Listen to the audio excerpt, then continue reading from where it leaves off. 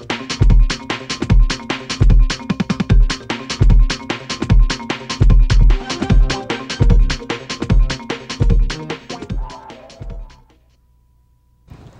and welcome to Meste Films Production. I'm Alex Meste, and I'll be your host. And I hope last month you really enjoyed the interview that we had with Ron Bush, and thankfully he's still here with us. Thank you, Ron, for coming again. Well, thanks for having me again. And let's get to it, because I'm really excited about this part of our interview. It's about New York. Yes. You have made the decision that you're moving to New York. You've been here a long time acting, you know, trying to get things going. Tell me how different it is, New York City, and all that. The most different part is just getting around. I've only been there for 3 weeks, and you know, I'm used to having my car to get around everywhere. Yeah. And in New York, you use the subway to get around everywhere, or you walk. Oh, you don't have a car. Yes. So, but luckily I live in Queens, so there's ample street parking, so I can still have my car and not have to pay an arm and a leg to park it. I do have to move it 4 times a week, though, because of opposite side parking, which if you ever move to New York, you'll learn to hate it.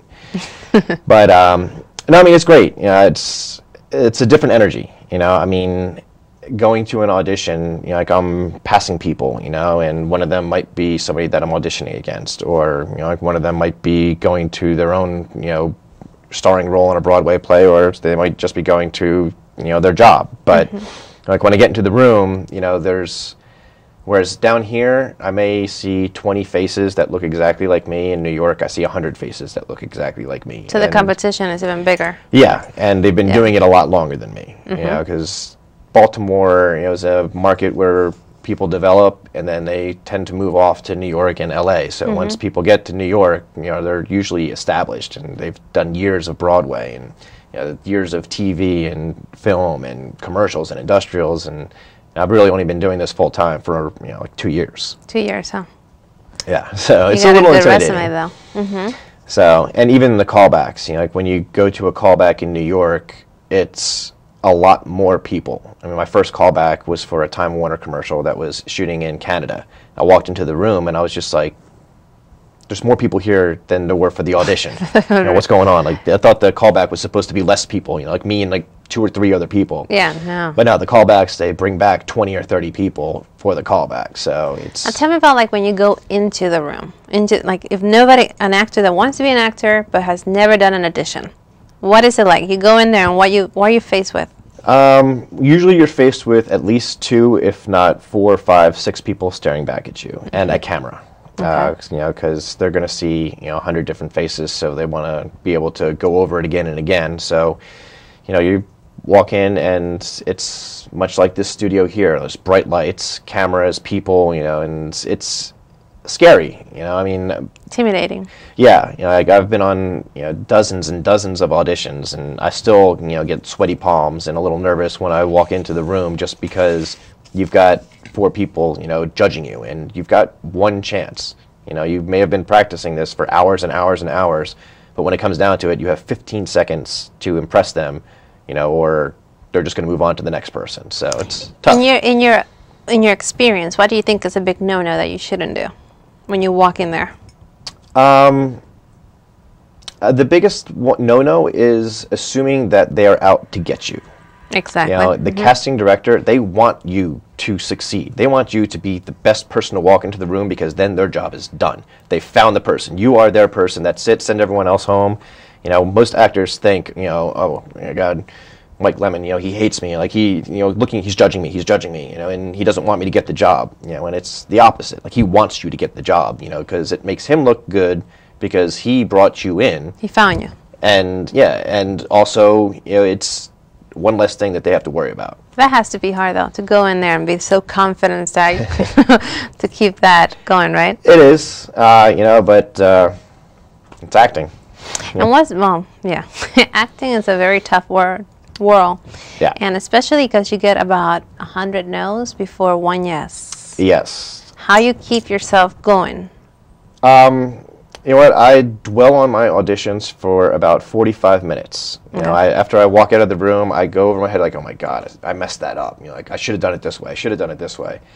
You know, and then after that, I'm just like, all right, that's it. I got to find another audition. You know, because Like I've gone on 4 auditions in the last week and a half, and I got 1 call, which is actually pretty good odds. Most of the time you're going to go on 10, 15, 20 auditions and not get anything, or go months, not getting an audition at all. So, yeah, I've been pretty lucky so far. How do you get the auditions? How do you find them? Do you have an agent or do you do it yourself?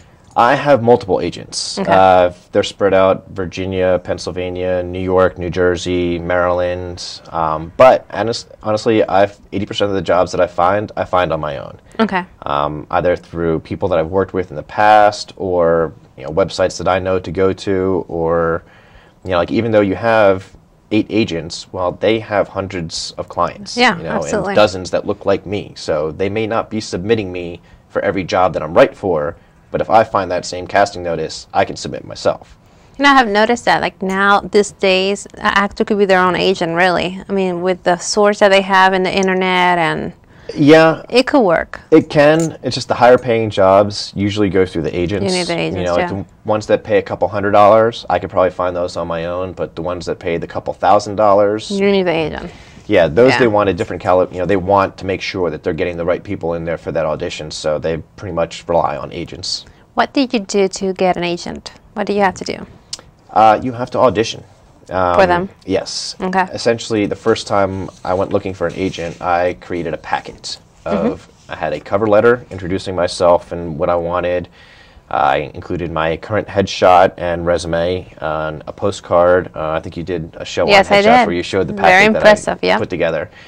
But I sent that out to every single agent, casting director, manager that I could find, within a 3-hour radius. And then they would call me up, and I would go in. They would hand me a commercial copy, so it was essentially an audition. Like I would sit there and read for them, and based off of that read, again, they would have 15 seconds to decide if I was talented enough for them to use their time to find me work, or if I just wasn't worth their time, or I wasn't ready yet. Okay. So. Yeah, sometimes you're just not ready. Doesn't mean you're not. You're going to get 100 no's, so don't let that discourage you of what you want to do in your life. Well, that's the biggest problem with most actors that leave the business is they get tired of hearing no, or they hear it so many times that they think I'm never going to get that job. They believe it. Yeah. But it's once you get that one job, then it's like, all right, there's my justification, and then you get the next job and the next job. So now let's go back. Okay, you went to an audition. You got a call back. What is that like? How you prepare for the second one? I take notes after my audition. Okay. As soon as I leave the audition, I write down what I was wearing, who was in the room, what I did to the best of my knowledge, if I can remember. Sometimes I kind of blank out and I'm just like, did I just audition? And then on the callback, I dress exactly the same so that, if they recognize me based off of my clothes from the initial audition, I want them to recognize me again from the same outfit. Because if they're like, oh, well, where's that guy in the orange shirt? Oh, that was Ron Bush. We already saw him. It's like, really? Well, where was he?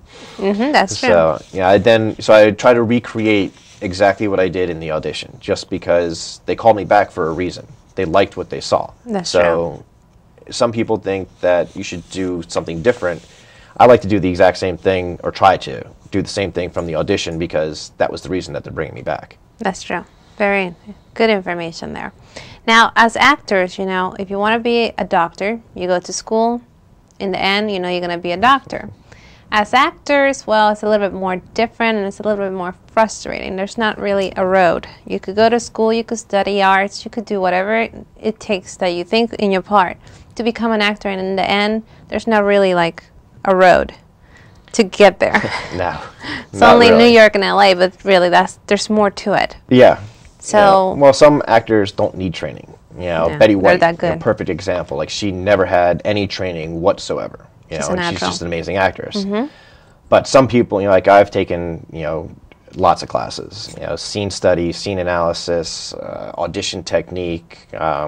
I took a class with Robert Christie for over a year, which was more like getting into character and bringing up emotions, and how to bring up emotions that I'm not used to bringing up.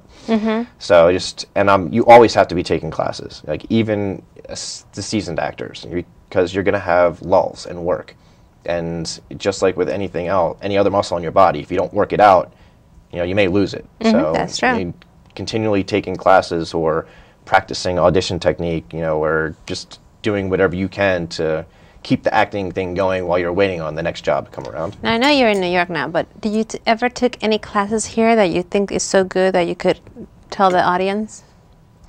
Robert Christie was probably the best class that I took, because his was a 10-week class. He teaches out of his basement studio in Columbia, Maryland. Okay. And just the fact that it's a 10-week class. You know, like, some of the classes are only a day long or a couple hours long. You're not going to get that much out of it. Yeah, I mean, you learn something. You can always learn something. But with the 10-week class, you get to develop your craft, I guess you can call it, you know, over time. It is a craft, yeah. You know, he gives you a scene halfway through the 10 weeks, and that you work on that scene. You know, and every week you do the scene over and over and over again, and him giving you pointers and tips, and you know, at the end he puts it on tape, and then you know, professionally edits it with music and everything, so that you finally see, all right, this is why I took this class. Yeah. Good.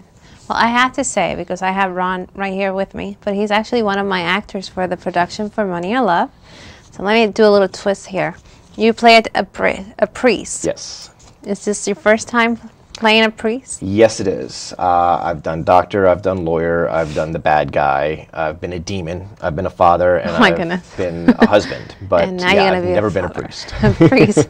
How are you preparing yourself for that role? Is there anything in particular you'd want to do? I've seen a lot of priests on Law and Order. That's So essentially, I'm probably going to just emulate something that I see on TV. You know, just the way that I would assume priests carry themselves.